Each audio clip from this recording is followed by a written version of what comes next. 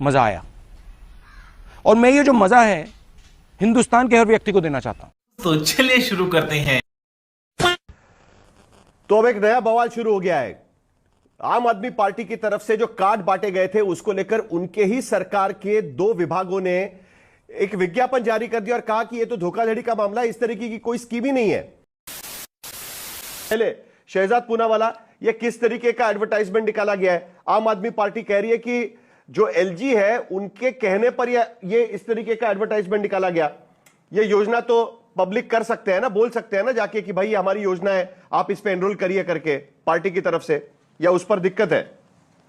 देखिए, अगर 10 साल में आप देखेंगे साहिल जी, आप तो मुंबई रहते हैं, तो 10 साल में दिल्ली हुई बेहाल थैंक्स टू केजरीवाल। तौबा तौबा तौबा, थारा मूड खराब कर दिया। और केजरीवाल जी ने जिस प्रकार से झूठे वादे किए हैं, मैं तो कह रहा हूं कि बाकी सब छोड़ दीजिए, प्रदूषण मुक्त दिल्ली बनाएंगे, ये उन्होंने 2015 में आज तक के मंच पे बोला था। यमुना को साफ कर देंगे 2015 में आज तक के मंच पर बोला था। 2025 हो गया, डुबकी लगाने वाली यमुना बन जाएगी। किया क्या? उन्होंने बोला था 11,000 डीटीसी बसेस दे देंगे। उन्होंने कहा था कि किस प्रकार से यूरोपियन स्टैंडर्ड की सड़कें बना देंगे, वाटर लॉगिंग मुक्त कर देंगे, एक बार एमसीडी आ जाएगी। 3 आईएएस हमारे एस्पिरेंट्स कैसे मारे गए राजेंद्र नगर में, ये देश के सामने। 500 नए स्कूल बना देंगे, 24 नए अस्पताल बना देंगे, 20 नई यूनिवर्सिटी बना देंगे। अरे यार तू कितना बोलता है? तो ये सारी चीजें 10 साल में किए नहीं, तो आज जब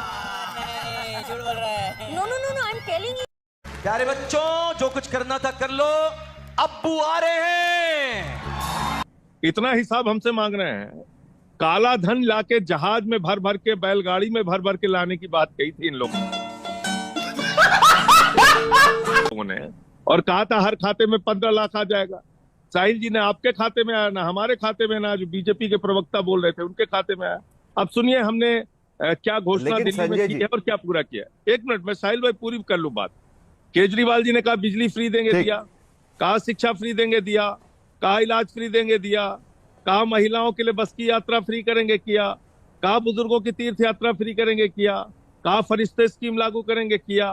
तो सारी योजनाओं को, बिजली फ्री, पानी फ्री, शिक्षा फ्री, इलाज फ्री, बुजुर्गों की तीर्थ यात्रा फ्री, माताओं बहनों के लिए बस की फ्री यात्रा, ये दिल्ली में हमने ही तो किया है। फरिश्ते स्कीम हमने ही तो लागू किया।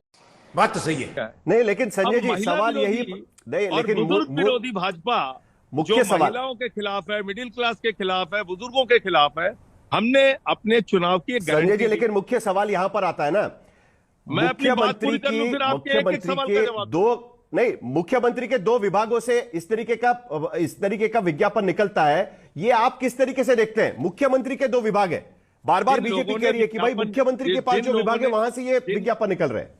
जिन लोगों ने विज्ञापन निकलवाया वो भारतीय जनता पार्टी के द्वारा राजनीतिक कारणों से दबाव बना के निकलवाया गया विज्ञापन है। उन अधिकारियों पे तो कार्रवाई होगी, वो एक अलग विषय है। मेरी बात पूरी हो जाने दीजिए।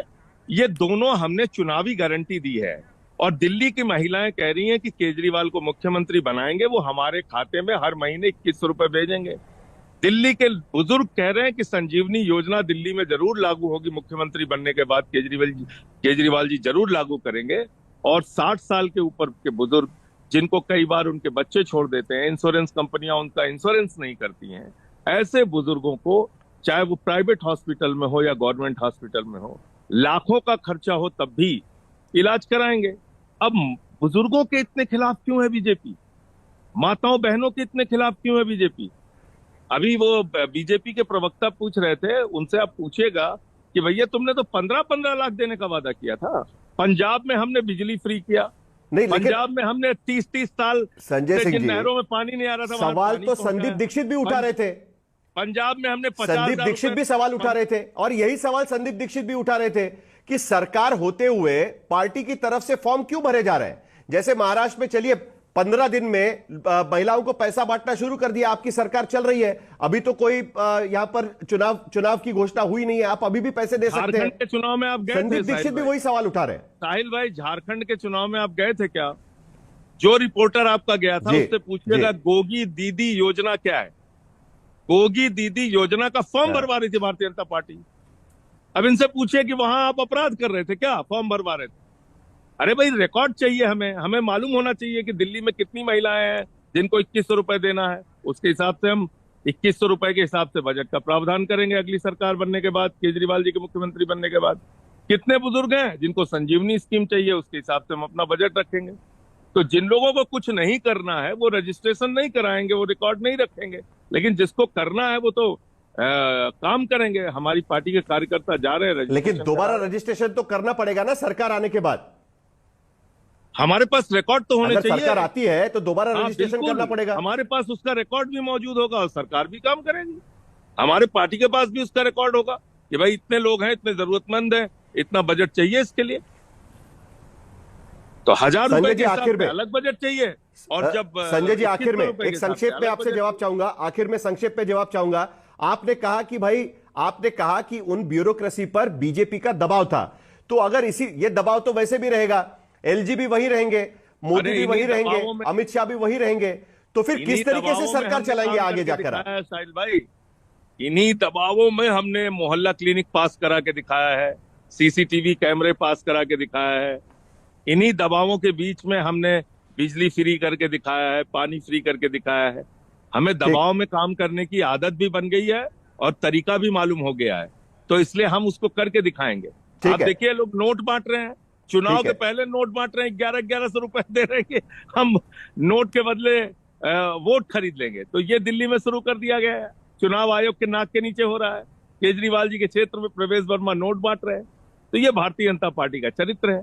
तो इसलिए मैंने इनका नाम भारतीय झूठा पार्टी रख दिया। हर बात पे झूठ बोलने वाले लोग हैं ये लोग, हर मुद्दे पे इन्होंने झूठ बोला है देश के लोगों से। पंजाब में तो हमने इतना काम किया, बाई इलेक्शन हम जीते, पंचायत का चुनाव हम जीते, नगर पालिका का चुनाव हम जीते। ये 1000 रुपए की स्कीम वहां भी लागू कर देंगे, जैसे इतने वादे पूरे किए। ठीक है संजय जी, बहुत बहुत शुक्रिया, आप हमसे जुड़े और आपने हमसे बात